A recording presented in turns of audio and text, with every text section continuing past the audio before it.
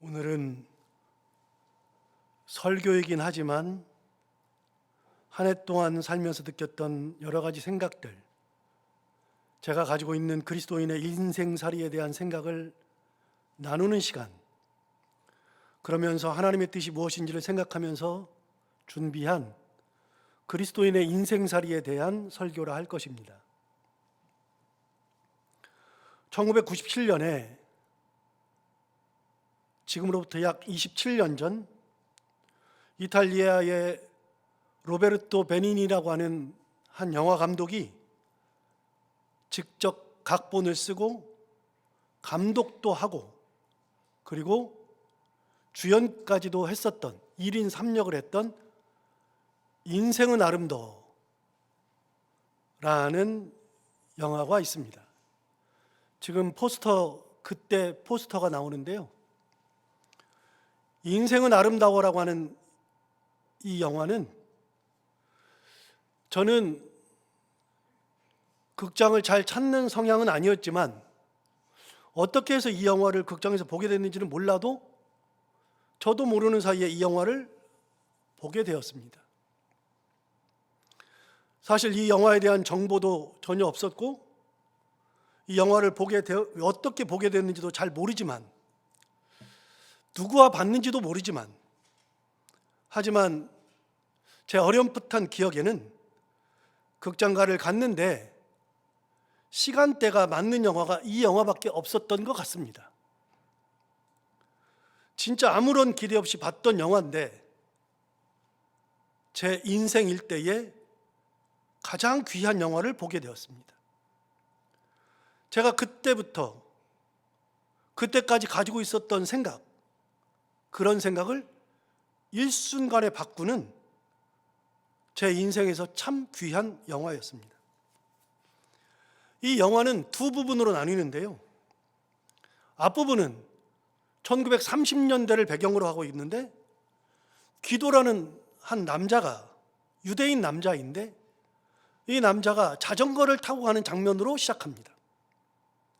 귀도라는 이 남자는 도라라고 하는 이름을 가진 한 여자 선생님과 사랑에 빠져서 연애하는 장면이 앞부분에 아주 밝고 재미있게 그려집니다. 귀도와 도라의 사랑 이야기. 이 남자의 성격이 밝아서인지는 몰라도 성격 그대로 영화는 매우 밝습니다. 굉장히 코믹합니다. 그렇게 밝고 명랑하고 행복한 전반부에서 귀도와 도라는 아들 조슈아를 낳습니다. 갑자기 장면은 10여 년 후로 훌쩍 넘어가서 1940년대 배경으로 시작합니다. 영화의 후반부 1940년대는 1939년부터 1944년까지, 45년까지 약 6년 동안에 세계에서 가장 비극적인 사건이 일어났는데 그게 2차 대전이었죠. 2차 대전 하면 가장 먼저 생각나는 것 중에 하나가 유대인 학살인데 귀도는 유대인이기도 했기 때문에 귀도 그리고 그의 아내 도라 그리고 그의 아들 조슈아가 유대인이라는 이유 때문에 나치에 체포되어 강제로 수용소에 보내지게 됩니다. 당시 수용소는 남자와 여자를 철저히 구분했기에 아내 도라는 혼자 따로 수용되어야 했었고 남편인 귀도와 아들 조슈아는 함께 남자 수용소에 같이 수용되어서 엄마의 역할은 보이지 않고 아빠와 아들의 이야기에 초점이 맞추어져서 영화가 그려집니다. 우리가 잘 아는 것처럼 수용소의 삶은 결코 밝을 수 없습니다. 수용소는 어둡죠. 그리고 우울하죠. 먹는 거, 해야 하는 거, 자고 일어나는 것 등등 뭐 하나 내 뜻대로 할 수 있는 것이 아무것도 없죠.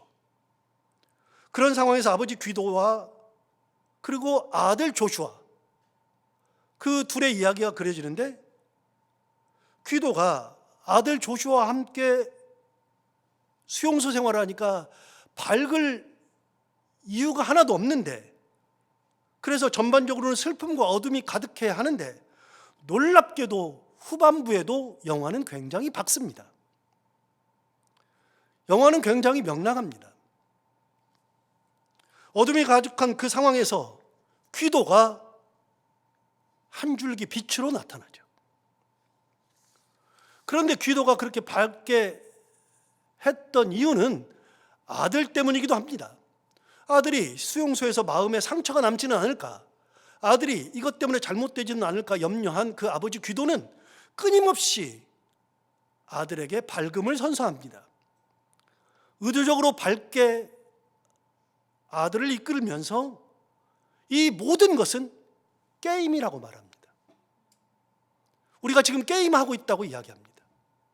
수용소에 갇힌 것도 게임, 밥 먹는 거를 그렇게 먹는 것도 게임, 옷을 똑같이 입는 것도 게임, 그리고 내가 가서 맞는 것도 게임, 옆 사람이 죽는 것도 게임, 전부 다 게임이라고 이야기합니다. 어린아이 조슈아는 이 게임이 너무 재밌습니다. 한 번도 경험해 못한 이런 게임을 하니까요, 먹을 것이 형편없어도 게임이라 재밌고, 옷을 똑같이 입어도 게임이라 재밌고, 많은 사람들이 함께 절제된 삶을 사는 것도 게임이기 때문에 재밌습니다. 하나부터 열까지 다 재밌습니다.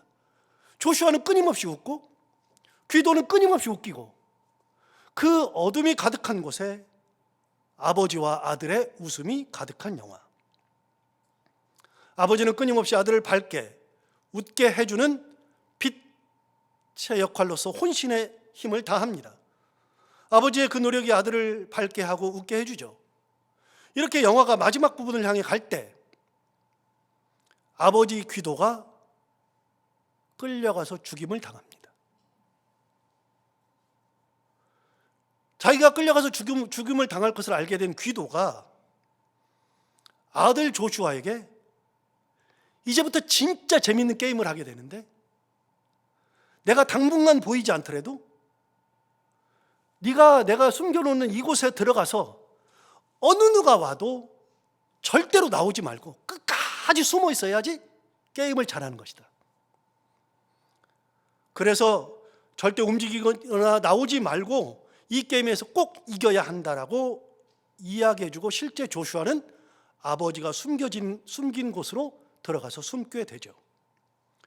안전한 곳에 숨어 있던 조슈아는 이렇게 나무와 나무 사이로 이렇게 조그만 그 공간으로 밖을 쳐다보는데 아빠가 끌려가는 겁니다. 그런데 아빠가 끌려가면서도 익살스럽게 걷는 것도 익살스럽게 걷고, 아들이 본다는 걸 뻔히 알기 때문에 아들을 보면서 웃으면서 끌려가죠. 그걸 보면서 조슈아는 거기서 아버지가 끌려가는 게임에 웃음을 보탭니다.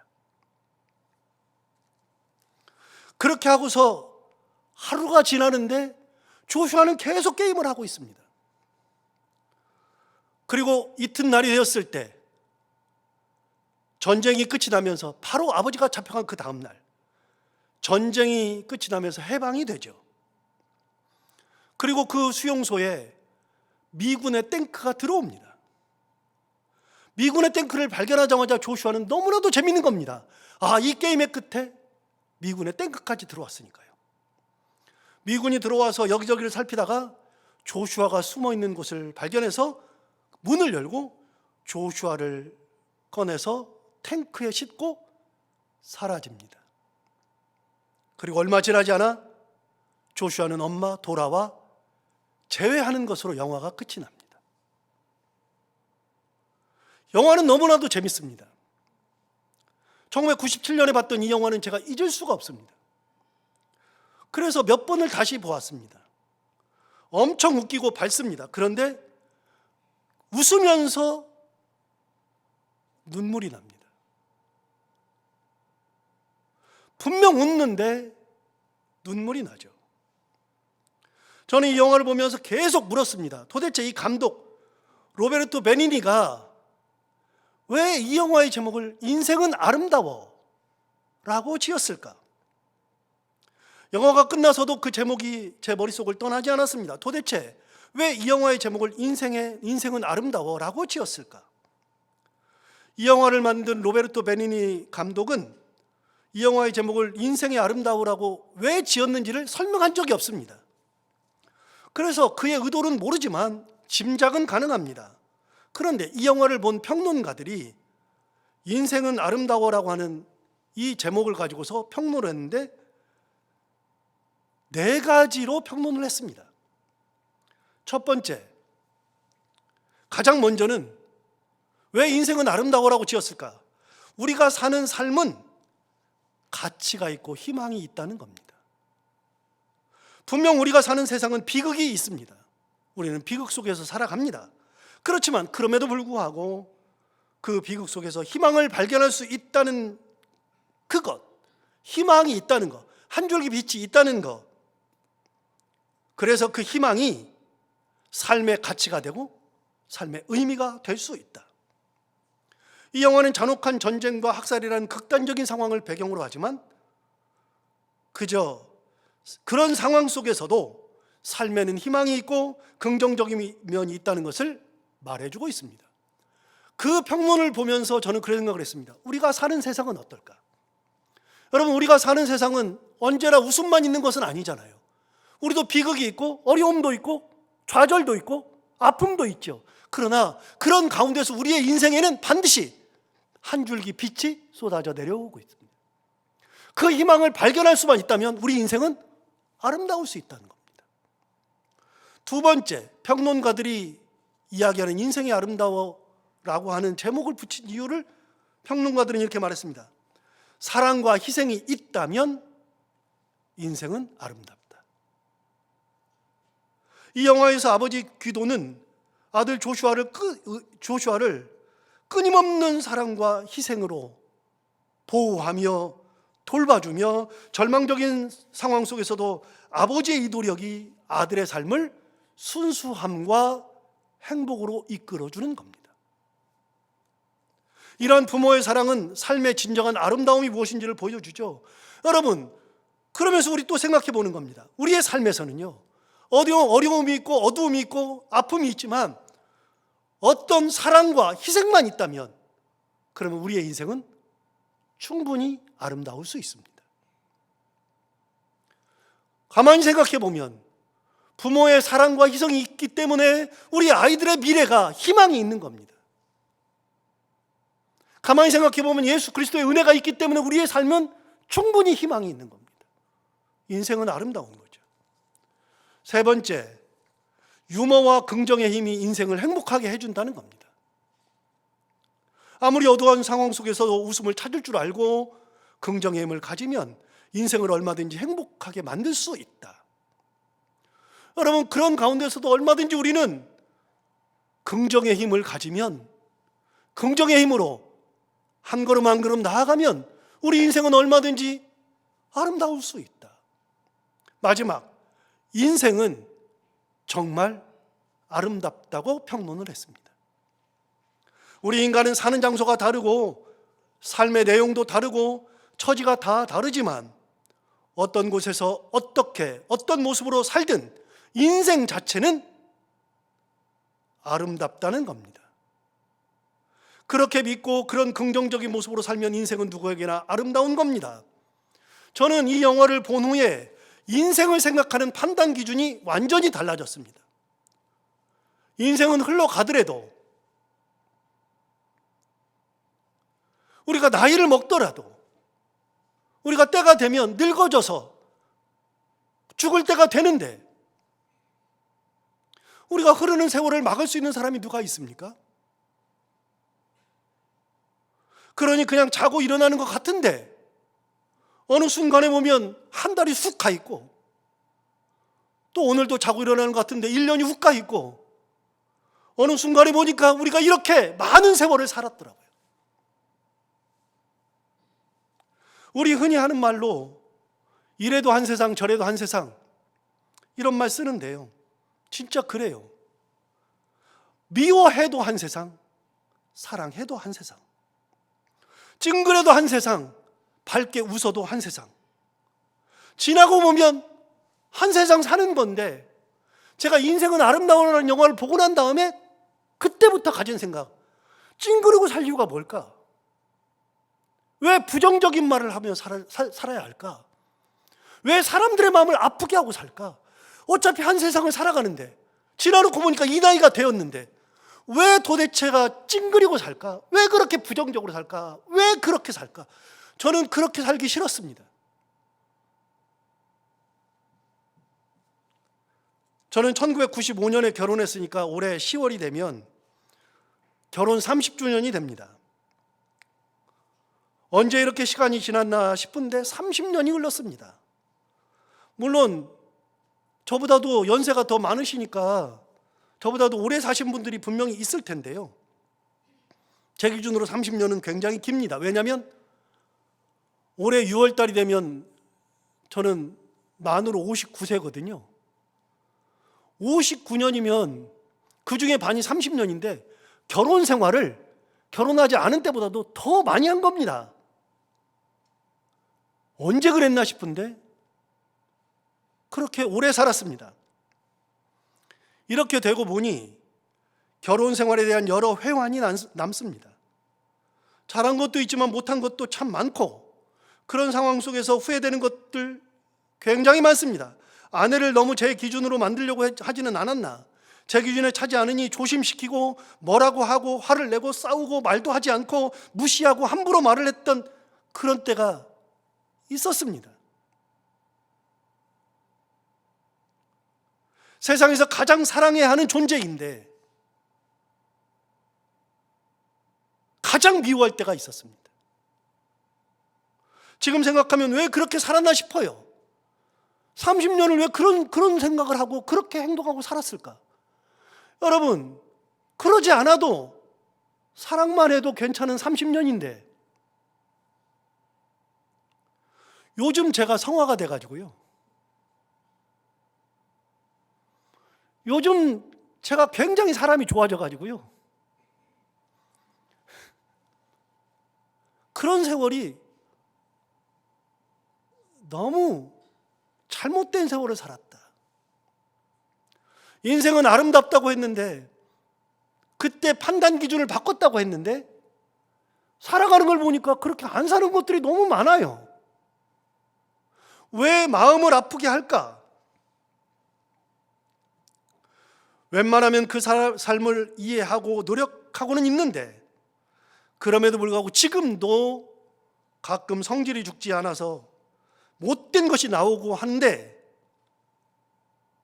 그러지 말아야 되겠다. 그렇게 화를 내고 마음도 아프게 하고 짜증을 내고 싸우면서도 30년이 지났는데, 반대로 웃을 때도 있었고 감동을 줄 때도 있었고 마음을 읽어주고 했어도 30년이 지났습니다. 그런데 이 영화처럼 그렇게 아름다운 인생을 살아야 하는데 그러지 못했을 때가 가장 후회스럽습니다. 이 영화가 준 감동을 또 가지고 있는데, 우리가 세상을 살면서 만나는 사람들이 많이 있잖아요. 여러분, 우리는 세상 살아가면서 만나는 사람들이 진짜 많은데, 우리가 만나는 사람들과 미워하고 짜증내고 얼굴을 보지 않을 만큼 그렇게 살아도 한평생이고, 예쁜 말하고 위해주고 사랑하고 배려하고 그래도 한평생입니다. 그래서 제 성격은 여러분 알다시피 불과 같아서 함부로 말하고 급하게 말하고 무시하고, 그러지만 그러지 말아야지 하고 산 것이 1997년 이후부터입니다. 성도들을 대할 때도 되도록이면 좋은 말, 긍정적인 말, 사랑한다는 말 찡그리지 않고 하려고 노력하면서 여기까지 옵니다. 절대로 부정적인 말을 하지 말아야지 싶습니다. 세워주는 말을 해야지 싶습니다. 은혜로운 말을 해야지 싶어요. 나누어야지 싶습니다. 조금 힘들어도 짜증내지 않고 살아야 되겠더라고요. 그래서 성도들에게 절대로 짜증을 내지 않으려고 정말로 노력합니다. 말을 함부로 하지 않으려고 진짜 노력합니다. 부정적인 말을 하지 않으려고 하죠. 여러분, 언제 우리가 이렇게 많이 살았죠? 올해도 다 지나버렸습니다.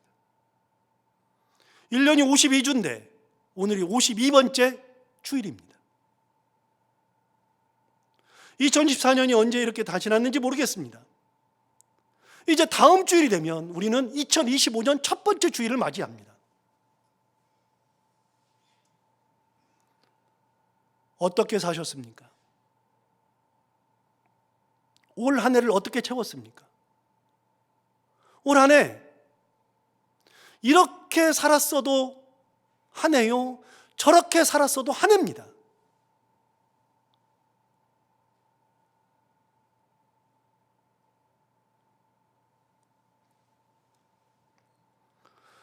여러분,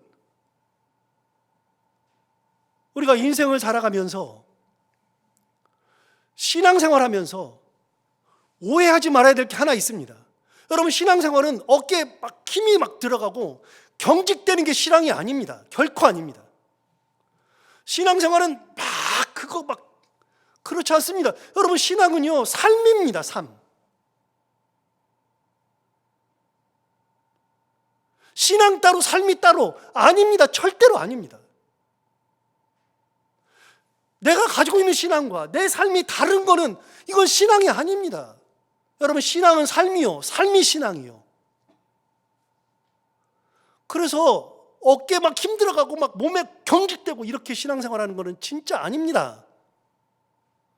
말씀이 내 삶에서 묻어나오고 말씀대로 살아가고 은혜대로 살아가고, 그러니까 신앙생활 한다는 것은 예수님의 은혜가 나한테 들어오니 예수님의 은혜대로 살아가는 것이 신앙이지, 말씀은 들어왔는데 예수님과 상관없이 사는 그리스도인들은 이거는 잘못된 겁니다. 여러분, 신앙은 주님의 말씀 그대로 사는 것이 신앙이고, 주님의 삶이 그대로 나타나는 것이 신앙이고, 주님의 은혜가 그대로 흘러가는 것이 신앙이지 따로따로가 아닙니다. 여러분, 그러니까 신앙생활은 멀리 있지 않습니다. 신앙생활은 신앙과 생활이 하나인 것이 신앙생활입니다. 주께서 언제 우리에게 미워하라 그랬습니까? 주님께서 언제 우리에게 부정적으로 살라고 하셨습니까? 주님께서 언제 우리에게, 다른 사람들에게 함부로 말하라고 했습니까? 우리 주님은 그런 말씀 하신 적이 없습니다. 우리 주님은 인자에 온 것은 섬김을 받으려 함이 아니라 도리어 섬기려 하고, 우리 주님은 섬김이 삶이었습니다. 나눔이 삶이었습니다. 사랑이 삶이었습니다. 세워주는 것이 삶이었습니다. 그게 신앙생활입니다. 여러분, 멀리 있는 게 아니에요. 신앙생활은 그냥 내가 사는 게 신앙이고 사는 게 삶이고 따로따로 생각할 필요가 하나도 없습니다. 자, 1년을 돌아봅니다. 오늘 설교를 준비하면서 저는 오늘 설교도 설교지만 제 인생의 가치관도 나누고 1년을 돌아보고 싶었어요. 여러분, 1년을 살았습니다. 어떻게 살았든지, 여러분, 우리는 크리스찬으로 살았습니다. 살았으면 내 인생을 정말 하나님이 주신 은혜 가운데 인생은 아름답게 살았는지. 그래서 아버지 기도가 아들 조슈아를 끝까지 웃음의 세계로 밝고 맑게, 그래서 이 영화에서는 나오지 않지만 훗날 조슈아가 컸을 때 아버지를 생각하면 우리 아버지, 그러면 우리 아버지는 인생을 가르쳐 주신 분, 우리 아버지는 나를 그런 상황 속에서도 웃게 해주신 분, 우리 아버지는 내가 가는 길을 빛으로 인도한 분, 그렇게 기억할 수 있잖아요.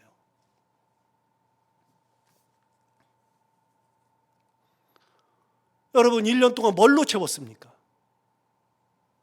우리 인생을 뭘로 채웠습니까? 막 힘들고 애쓰고, 저는 그렇게 하지 않았으면 좋겠어요. 힘들게 살지 말고요, 애쓰면 살지 말아요. 그냥 은혜대로 살아요. 말씀대로 어깨 힘 빼고 경직된 거 풀고 말씀 받아 말씀대로 살고, 그래서 말씀대로 했는데 안 되면 하나님의 뜻이 아닌 거고, 그대로 가면 하나님의 뜻인 거고, 그래서 하나님의 뜻이 아니니까 좌절되는 거죠. 하나님의 뜻이 아니면 좌절되는 겁니다. 하나님의 뜻이 아닌데 되겠습니까? 될 일이 하나도 없지. 올해 저도 어려운 게 있었잖아요. 우리 둘째 아이 가가지고 안 되고 돌아왔잖아요. 호주까지 가가지고서 거기서 3개월 있다가 돌아왔잖아요. 학교도 다니다가 돌아왔잖아요. 안 되는 걸 어떡합니까? 막히는 걸 어떡합니까? 여러분, 그래도 애가 지금 자리를 찾아가요. 지가 가야 될 길을 찾아가요. 하나님이 원하시는 뜻이 여기에 있구나를 알게 돼요. 여러분, 그것 때문에 좌절할 일이 없습니다.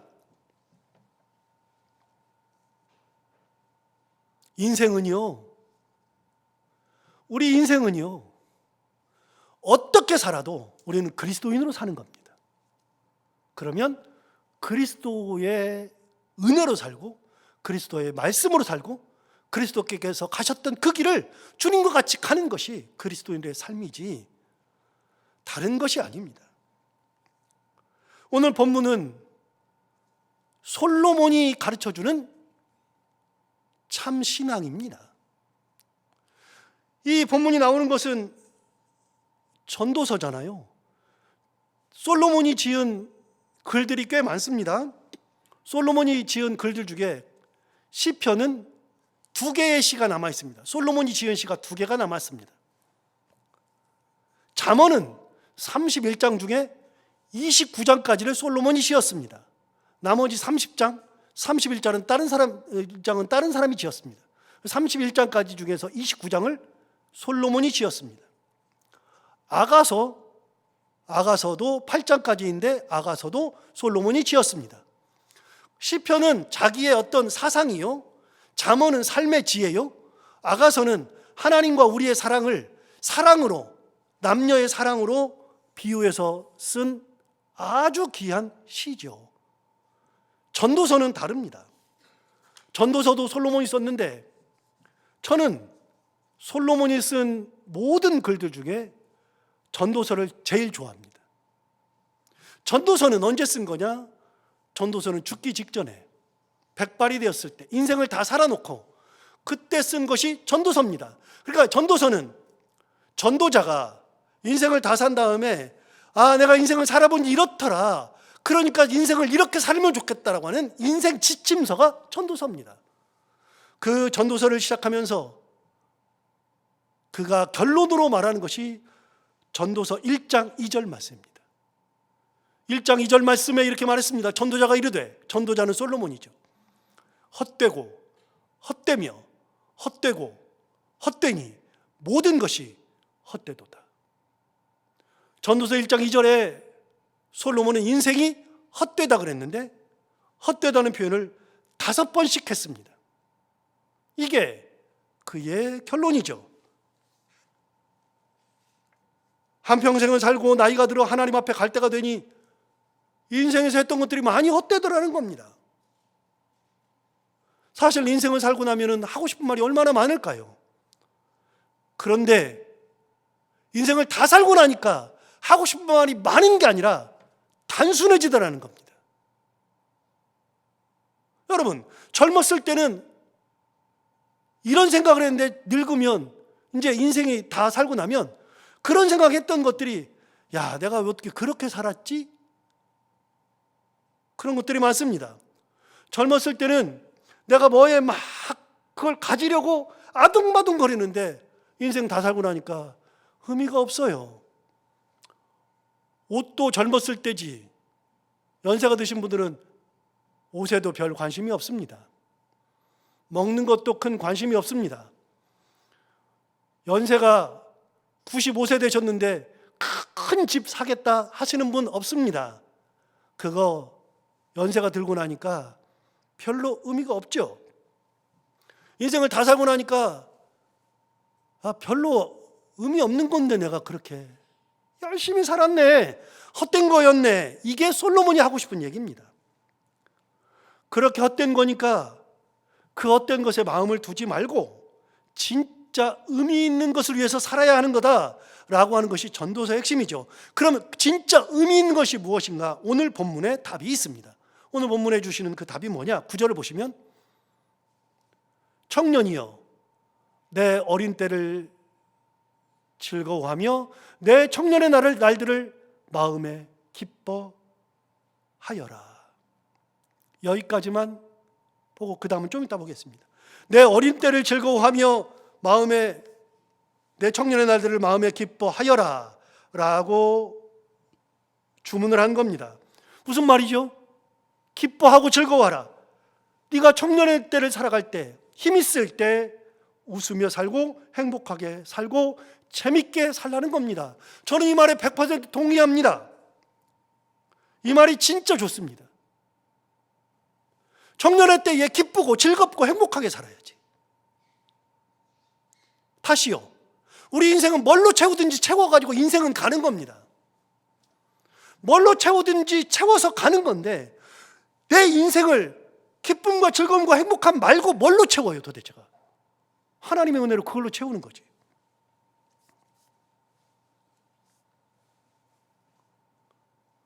이 구절은 그것을 시작으로 해서 살아가는 방법을 말해주기도 합니다. 다시 구절을 또 보시면 청년이 내 어른 때를 즐거워하며 내 청년의 날을 마음에 기뻐하여서 어떻게 살아가느냐? 마음에 원하는 길들과 내 눈이 보는 대로 행하라. 마음에 원하는 길이 있으면 그거 하고서 살아라. 내 눈이 보기에 좋은 것이 있으면 그대로 하고 살아라. 즉 억지로 살지 말고 막 묶여서 살지 말고 마음에 원하는 것이 있으면 하면서 살면 된다. 눈이 보는 대로 행하면서 살면 된다. 그래야 참 기쁨의 삶을 살아간다. 진짜 그러는 것 같아요. 하루를 살아도 저는 하루를 살아도 인생은 행복해야 된다고 생각합니다. 우리 모두 똑같습니다.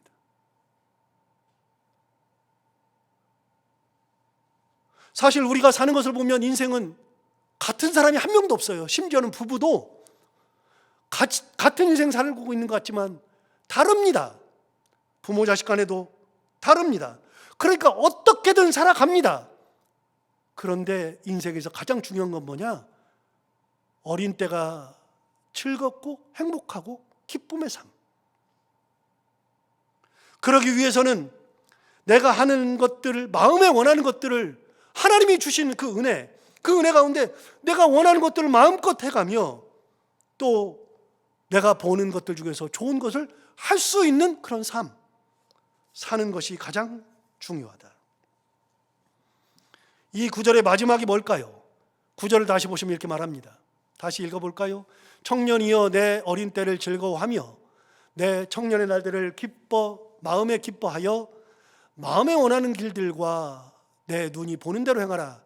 그러나 이게 중요한 겁니다. 그러나 하나님이 이 모든 일로 말미암아 너를 심판하실 줄 알라. 마음에 원하는 대로 막 하라 그러니까 방종해가지고서 죄를 막 지으면서 내가 원하는 거 이거 막 다 갖고 다 때려부시고 다 사람들을 괴롭히고 그렇게 살려는 의미가 아니라 내가 마음에 원하는 길들과 그리고 눈에 보는 그 기쁨을 따라서 인생을 살아갈 때 우리가 여러분 1년을 살아갈 때 그런 기쁨과 행복을 위해서 살아갈 때 그때 막 사람의 마음을 아프게 하고 괴롭게 하고 그렇게 사는 것이 아니라 항상 머릿속에 넣어야 되는 건 뭐냐? 하나님이 이 모든 일로 말미암아 너를 심판하실 줄 알아라. 그러니까 모든 일을 할 때 근본은 뭐냐? 하나님께서 보고 계신다. 하나님의 뜻에 맞게 살라고 하는 겁니다. 그래서 저는 이 11장 9절 이 말씀이 제 인생의 모토이기도 합니다. 저는 이 말씀을 굉장히 좋아합니다. 저는 하고 싶은 걸 다 하고 살고 싶어요. 저는 이 세상에 살면서 행복하게 살고 싶어요. 웃으면서 살고 싶어요. 기뻐하며 살고 싶어요. 저는 찡그리며 살고 싶지 않아요. 하고 싶은 거 하고 싶어요. 그러나 중요한 거 우리 하나님이 우리를 지켜보고 계셔요. 하나님의 뜻에 어긋나면 안 돼요. 하나님의 뜻 안에서 기쁨을 누리고 하나님의 뜻 안에서 행복하게 살고 하나님의 뜻 안에서 내가 원하는 것을 할 수 있는 믿음, 이게 신앙이요, 이게 삶입니다. 계속해서 10절을 보시면 말합니다. 그런즉 근심이 내 마음에서 떠나게 하며, 참 중요한 말하죠. 왜 근심 가운데 사느냐 그 말입니다. 솔로몬이 살아보니까, 나이 들어서 보니까 근심 가운데 살 필요가 없는데 왜 근심이 내 마음에 그렇게 많아. 근심이 내 마음에서 떠나게 하며, 그 다음에 악이 내 몸에서 물러가게 하라. 여러분, 악한 삶을 살 필요가 없더라는 겁니다. 여러분, 악해가지고 남의 걸 등쳐먹으면 뭐합니까? 그거 의미 없는데. 나이 들어보니까 내가 왜 등쳐먹었어요? 사람들의 마음을 아프게 했어요. 내 나이 들어서 보니까 왜 사람들의 마음을 아프게 했을까? 그게 의미가 없는데, 사람들을 울게 해놓고서 내가 웃었다고요? 하나님이 나를 심판하시는 분이신데 뭐라 그래요? 근심이 내 마음에서 떠나가게 하며 악이 내 몸에서 물러가게 하여라. 이게 솔로몬이 우리에게 주는 인생살이죠. 12장 1절과 2절을 보시면 이렇게 말합니다. 너는 청년의 때에 너의 창조주를 기억하라. 이 말씀도 꼭 기억하십시오.